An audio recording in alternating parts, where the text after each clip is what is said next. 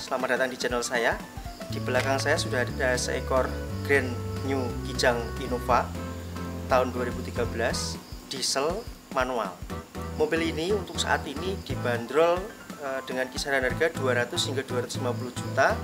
Setelah seharian full mengendarai mobil ini, saya bisa menyampaikan ke teman-teman bahwa mobil ini layak dimiliki karena satu, konsumsi BBM yang sangat irit, dua, kenyamanannya mumpuni jika dibandingkan dengan mobil-mobil sejuta umat yang lain. Ini layak diisi penumpang penuh tetapi dengan ayunan suspensi yang cukup baik. Kelebihan-kelebihan yang lain, kita tahu bahwa seekor Kijang dengan slogannya memang tiada duanya, saya pikir beralasan karena perawatan yang saya dapat informasi dari pemilik tidak sulit apalagi yang versi diesel, mungkin hanya ganti oli rutin, kemudian bersihin filter oli, bersihkan filter solar, bersihkan filter udara, dan beberapa perawatan harian, beberapa perawatan rutin lainnya. Mobil ini cukup bisa diandalkan. Oke, saya ingin menunjukkan beberapa hal di dalam, di posisi mengemudi. Untuk itu mari kita lihat penampakan dalamnya.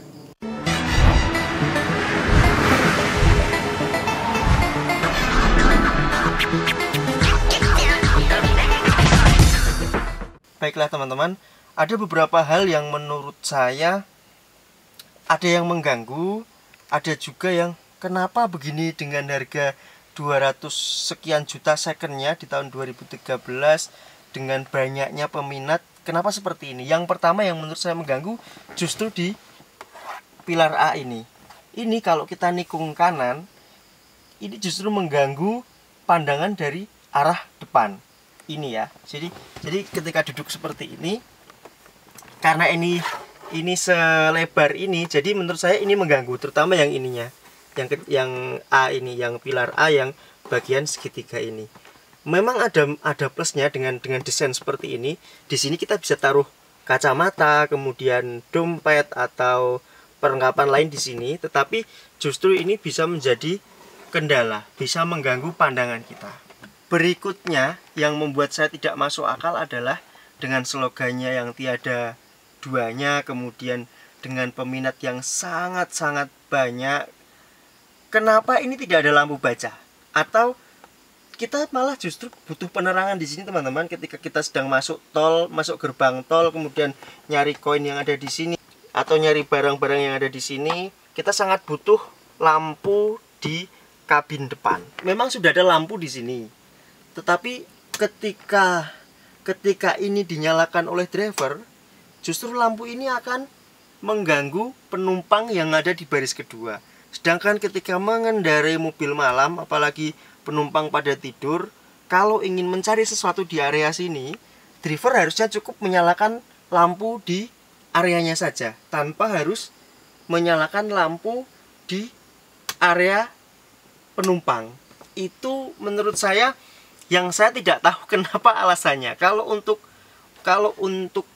nekan produksi, ongkos produksi, ngapain? Kijang mau jual 1,5 miliar pun pasti dibeli orang. Kenapa fitur seremeh-temeh ini tidak ada? Berikutnya, bagi saya, tuas persneleng yang tinggi ini justru membuat pengemudi lebih mudah dalam mengganti persneleng. Hanya ketika ini saya ngoper ke gigi bawah begitu, ke arah yang 2 atau 4 ini, siku saya sering sekali memukul ini. Jadi begini. Nah, ini mungkin kelemahan yang tidak semua orang mengalami, tapi saya yakin ini akan menjadi kendala. Jadi nekan begini, berkali-kali saya siku saya ini menyentuh ini, dan itu lumayan sakit.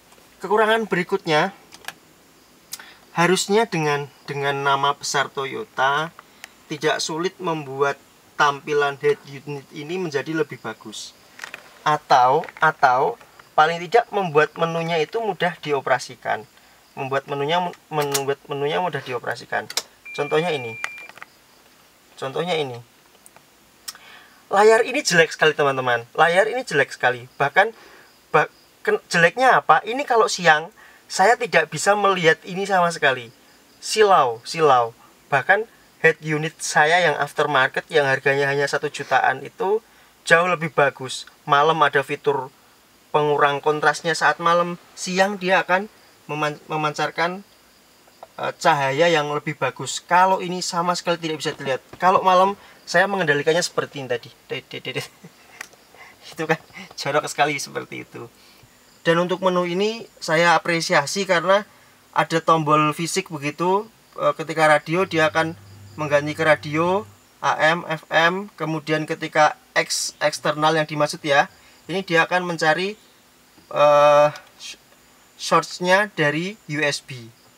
Ini patut saya apresiasi untuk yang ini. Kemudian volume juga enak, dia ada tombol putar, sehingga memudahkan driver dalam mengoperasikan head unit ini. Untuk AC standar sudah kita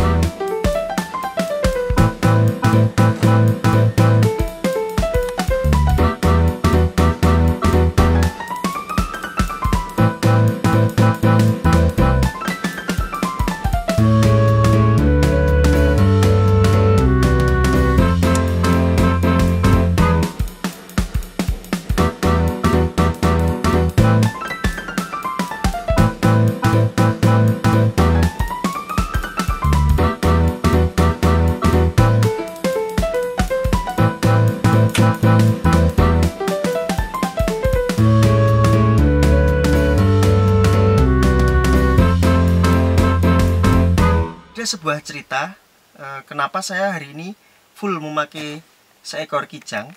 Karena yang saya bawa tadi teman-teman kerja itu 4 orang yang saya bawa, 3 diantaranya adalah pemabuk semua. Artinya bukan peminum minuman keras, hanya dia kalau naik mobil pasti mual dan muntah begitu. Nah, daripada saya bawa Avanza, maka saya bawakan Innova. Ternyata alhamdulillah berhasil. Selama ini saya memelihara rekor saya teman-teman. Saya tidak pernah membawa penumpang itu lalu mual mabuk ketika yang mengemudi saya. Jadi saya hari ini dapat sebuah tantangan, 3 orang yang rawan mabuk itu tadi semua berkumpul di mobil ini. Dan jangan sampai mereka mabuk, karena kalau mereka mabuk, orang itu yang memecahkan rekor saya. Artinya ada penumpang pertama yang mabuk, dan hari ini kami berhasil, tidak ada penumpang yang mabuk. Ini memang saya akui karena ruang Innova yang lebar, cukup lebar untuk settingan kursi saya, dan ini kursi baris kedua ini kami majukan, itu masih sangat lega seperti ini. Headrest juga sangat tinggi. Kemudian ada AC di tiap baris yang bisa kita atur arahnya, dan bisa kita atur kecepatannya di sini.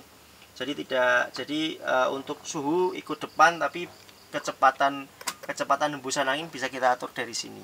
Dan yang saya apresiasi memang ya wajar, ini mobil dimensinya hampir 5 meter, sehingga untuk kenyamanan atau keluasan kabin ini cukup memadai. Hanya satu yang menurut saya, kenapa yang Captain Seat hanya ada di tipe V Luxury begitu.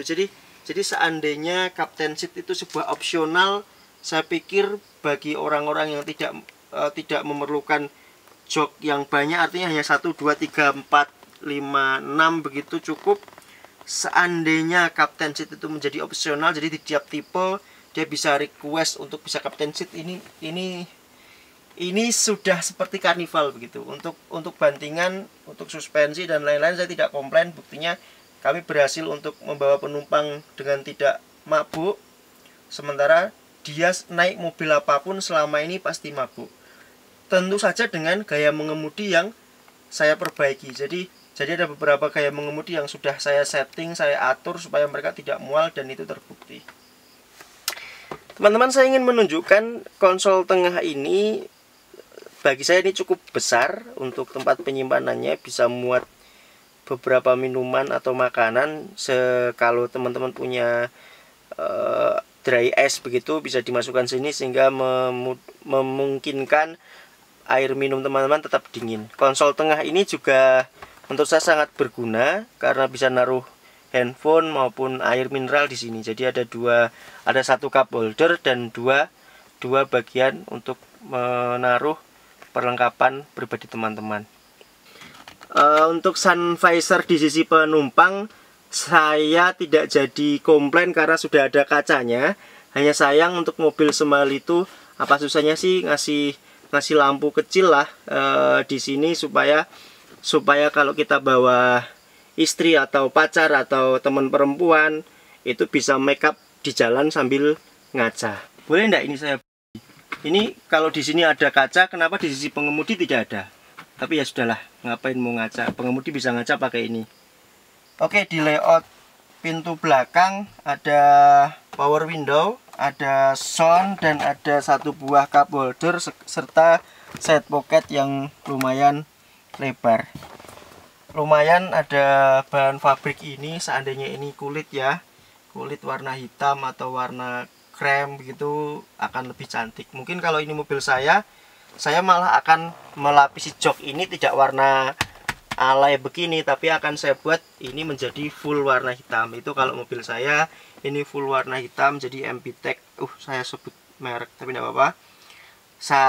Jadi bahan kulit begitu yang berwarna hitam. Ini akan lebih elegan, mengingatkan saya pada Toyota Limo saya yang semua joknya dan semua interiornya berwarna hitam, itu akan lebih elegan. Di baris kedua ini ada hal yang ingin saya apresiasi sekali lagi. Jok ini bisa di sliding maju mundur dengan tuas di bawah sini. Jaraknya cukup jauh enggak ya ini? Dari sini ke sini tidak begitu jauh, tapi ini cukup diapresiasi dan bisa reclining sampai mentok.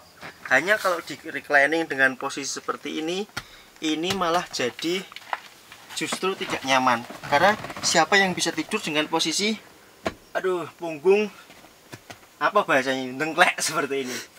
Jadi ini harus dipikirkan Toyota kalau ingin membuat pemilik mobil nyaman, jadi keluarga ini jadi tidak cantik lagi begitu. Jadi seperti ini teman-teman. Pakai bantal sini intinya masih tidak enak lah. Ini masih tidak enak kalau buat tiduran. Coba kita agak apa ya. Nah ini bagus, better lah. Tapi kalau seperti ini dan saya sedang mabuk perjalanan dengan posisi duduk seperti ini, pasti masih mual. Baik, di mobil ini kenapa saya menuntut begitu banyak, teman-teman? Mobil ini mahal. Itulah kenapa saya menuntut banyak dari mobil ini. Berbeda ketika kita mereview mobil bekas yang tahunnya sama 2013 misalnya seperti Evalia kemarin, saya tidak menuntut banyak, mual pun saya wajar, tidak ada ini itu pun saya wajar karena harganya hanya 100 jutaan. Ini 250 juta manual transmission, rentangnya 200 sampai 250 juta. Itulah sebabnya secondnya tahun ini, itulah sebabnya Kijang harus memberi lebih dengan harga segitu. Oke, lalu bagaimana cara kita masuk ke baris ketiga? Baris ketiga ada 2 kali pencet ya. Satu dengan ini dan yang satu bisa narik ke sini. Tapi bagi saya itu tidak masalah karena kita bisa leluasa masuk ke baris ketiga. Lalu apa yang kita dapat di baris ketiga? Untungnya masih ada 2 cup holder di sisi kanan dan 1 cup holder di sisi kiri.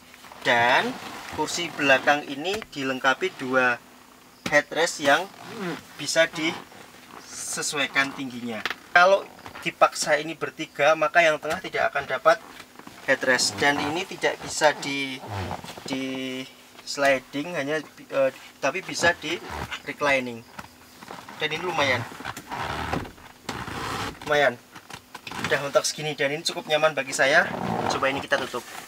Oke, ini adalah posisi tempat duduk baris kedua yang kita slide paling belakang dan footrest saya masih ada segini. Kaki saya yang bawah bisa masuk ke dalam. Bagi saya ini cukup nyaman, Tadi pun di penumpang paling belakang juga tidak ada komplain, tidak ada keluhan mual, tidak ada keluhan suspensi yang keras, tidak ada keluhan limbung. Saya akui di baris ketiga ini tidak ada masalah.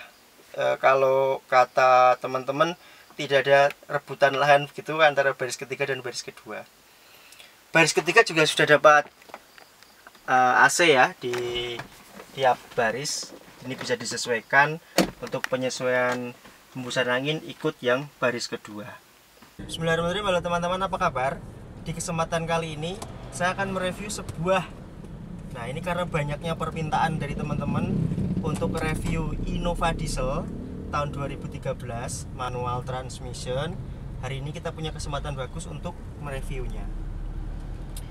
Setelah saya naiki ini beberapa saat, saya bisa merasakan kalau untuk akselerasi pertama tenaganya memang lebih baik yang bensin. Saya merasakan hal itu. Sebab ini untuk tarikan pertama memang untuk angkatan gigi 1 lepas kopling memang sudah bisa jalan, tetapi untuk selanjutnya untuk naiknya RPM itu agak berat. Buktinya saya selalu tertinggal dengan unit yang bensin di depan saya ini. Tapi tidak apa-apa karena setelah RPM naik di angka 1500, tenaga akan mengisi. Itu yang pertama. Berikutnya untuk konsumsi BBM, saya belum bisa ngetes banyak karena ini baru perjalanan berangkat. Ini saya mau takziah ke Pekalongan, akan kita review konsumsi bahan bakarnya. Cuma untuk impresi pertama yang saya rasakan, tenaganya adalah seperti yang sudah saya sampaikan.